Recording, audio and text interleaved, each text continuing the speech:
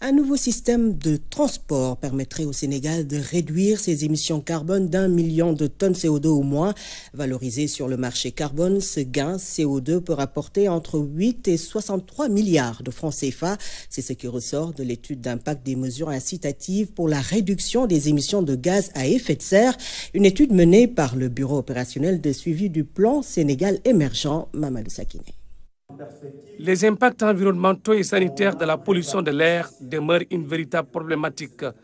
Le Sénégal s'est lancé dans l'identification des mesures incitatives pour la réduction des émissions de carbone dans le secteur du transport terrestre, évaluer l'impact sur la santé. C'est ainsi que le BOS, Bureau opérationnel de suivi du plan Sénégal émergent, a mené cette étude. Dans les résultats, on peut noter quelques points importants. D'abord, une première simulation qui a montré un impact positif sur la croissance avec une évolution modérée de l'indice des prix à la consommation. On va vers un système de transport où on va utiliser des véhicules qui vont fonctionner à l'électricité et c'est une situation qui va être favorable au Sénégal et qui va nous permettre de gagner entre 883 000 tonnes de CO2 jusqu'à 1 million de tonnes en gain de CO2 évité. Et si on les valorise sur le marché carbone, le Sénégal peut tirer entre 8 à 63 milliards de francs CFA qu'il peut reverser au niveau du Fonds de développement des transports terrestres pour procéder au renouvellement du parc. Le renouvellement du parc automobile s'impose car des véhicules vétustes avec du mauvais carburant dégradent l'environnement et nuisent à la santé. Aujourd'hui, au Sénégal, nous avons 828 035 immatriculations de véhicules immatriculés. Sur ce parc total de 828 000, on a 30% de transport public, qui sont des véhicules de transport de voyageurs ou de marchandises. 70% constituent les véhicules particuliers.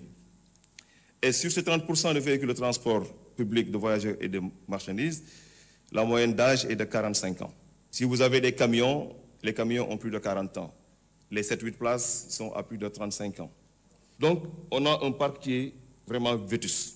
Je pense qu'au moment où, ailleurs, on parle de Euro 6, projection Euro 7, nous, on est toujours à Euro 3. Il faut pointer aussi du doigt la qualité du carburant. L'État a entrepris plusieurs initiatives pour atténuer les émissions de gaz à effet de serre. À commencer par, depuis l'année dernière, le TR, on avait estimé à peu près à 115 000 voyageurs par jour. Nous tous, on est heureux de constater qu'il arrive de faire 1 heure de temps d'attente pour avoir accès à une rame de TR. On est heureux de voir qu'il y a cette rame qui vient d'arriver.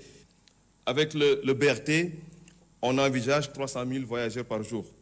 Et l'État a fait des efforts, et pas plus tard que, je pense, il y a 2-3 jours, donc on avait une séance de travail avec une équipe de la Banque mondiale qui envisage d'accompagner l'État pour le renouvellement du parc.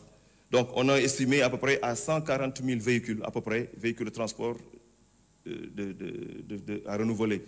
La multiplication prochaine des centres de contrôle, qui doit passer de 1 à 8, permettra de corser la vérification technique des véhicules, donc réduire la pollution.